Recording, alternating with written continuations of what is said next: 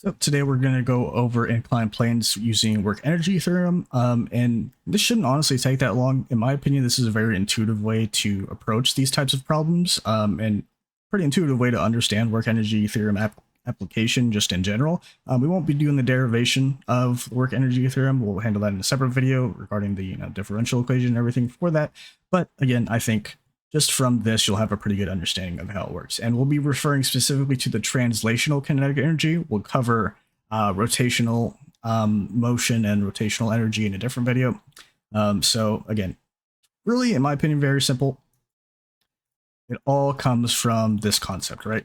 Ignoring any situations. For this, we're going to ignore air resistance and dry friction, right? We're only going to be considering conservative forces, right? Which is just gravity and not friction, right? That would be a non-conservative force.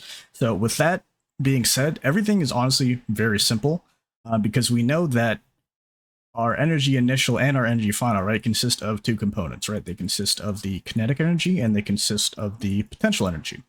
And so when we begin at rest, right, then there is, of course, no motion and thus no velocity. So the representation of kinetic energy, which is 1/2 mv squared, right? We know that v is equal to 0, so it zeroes out this whole thing. So we have no kinetic energy. So we're only left with potential energy, which we know to be mgh, right?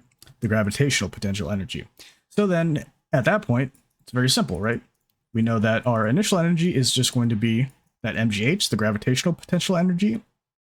And then we consider what would our energy final be, right? It would be, the energy we have at this point, right? Which means that at this point, our height, because we're assuming, the height starts up here, our height at this point would be 0, right? We would be ground level. So the height at that point would be 0.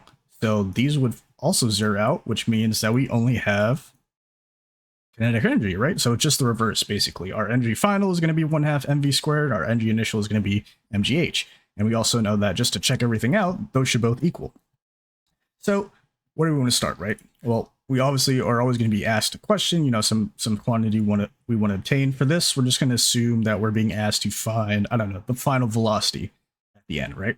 So how can we go about doing so? Well, again, we want to kind of start with what we know and kind of go from there, right? So we know that if we're starting at rest, our energy initial is going to be mgh, right? And we know that that is equal to the energy we're going to have at the end by, energy initial equals energy final. So really, if we want to find, the velocity at the end, then we need to kind of understand this and compare it to the representation of the energy at the end, which again, we know is only going to be the kinetic energy. So we can kind of set that mgh equal to the kinetic energy. And again, that there's only going to be kinetic energy at the end. So we know that it's equal to 1/2 mv squared. And so what can we see right here? Well, we should note that there are m's on both sides. We can cancel those out. Leaves us with gh equals 1/2 v squared.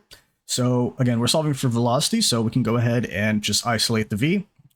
Multiply both sides by 2, we get 2gh equals v squared. We know we need to square root both sides now. Square root 2gh equals v. And then at that point, you just, plug in and play. It's really that simple, right? So we would do square root of 2 times 9.8 times 5 is our height. That should give us about 98. If we just double check, 2 times 9.8, 19.6 times 5 is 98. And then we just square root 98, right? And we get 9.89. We'll round that up to 9.9 meters a second. And that is our velocity. Really, again, it's really that simple. That's why I personally prefer using this method a lot of the time. It does require that we know the height.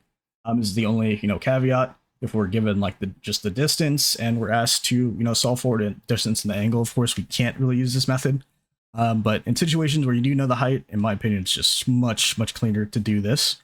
And, sometimes on exams, you'll be given both, and then you're kind of left to, decide how you want to solve it from there.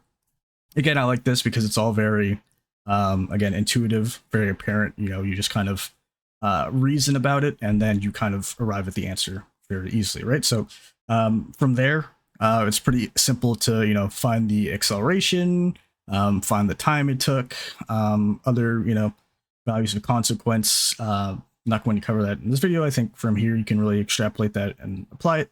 But yeah, that's how you would go about doing so. Thanks for watching.